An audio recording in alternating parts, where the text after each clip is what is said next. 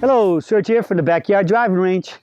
All right, we're going to do Keenan part 4 of fixing Keenan for getting him all sharp and tight and swing working on all 8 cylinders to play well this summer in the big amateur tournaments all over the United States. Quick recap. Number 1, we worked on alignment.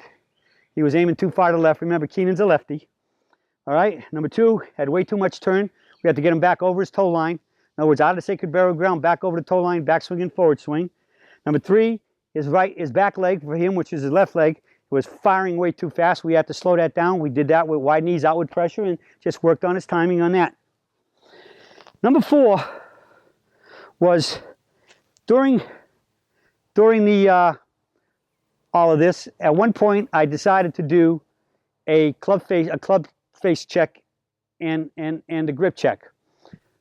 So when I did the club face check, it was a little shut, but the grip check was when I did the grip check, I grabbed the club and twisted it when it was in his hand. I could see the right hand just didn't. There was good pressure in the left hand or his right hand up here, but his lower hand, which is his left hand, there wasn't hardly any pressure in there. So actually, my eyes saw that and I just couldn't believe it, because what is the peak performance position on grip pressure?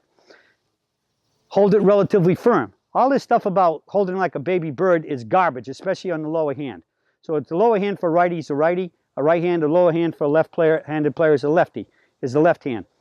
That hand, both hands have to be equal. There's a law of physics that says if 2 or more things are involved in the movement of an object, they must be equal.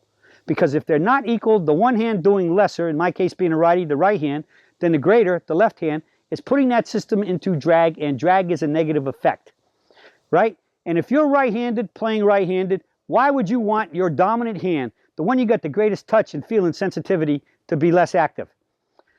It doesn't make sense. Pulling a church bell, I learned that when I was an altar boy pulling a church bell. When I get ready to pull, both hands were equally the same pressure and force, and I pulled it down the same amount, and when that bell kicked back the other way and jerked me off the ground, it didn't pull up the right hand slower than the left hand or vice versa. It pulled them up equal.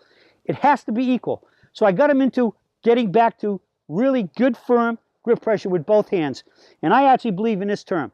Once I'm ready to go and I've walked in, I do a little bit of waggling.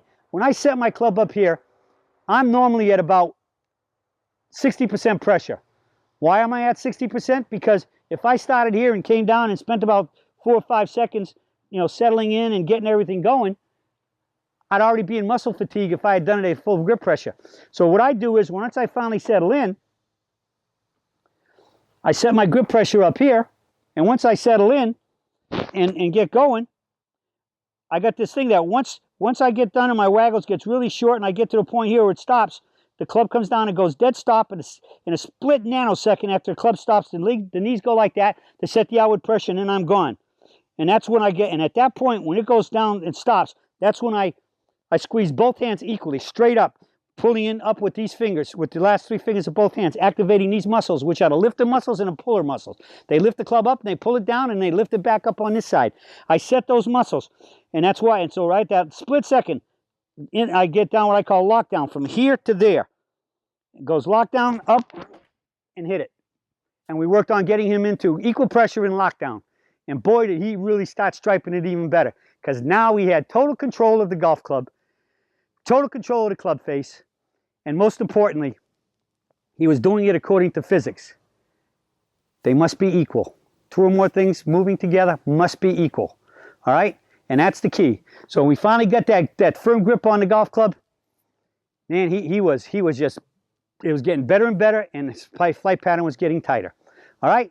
Well, that's part 4, and I'll be coming back to you soon with the final piece of the puzzle, part 5, on fixing Keenan and getting him ready for going on the road for all his amateur tournaments throughout the United States.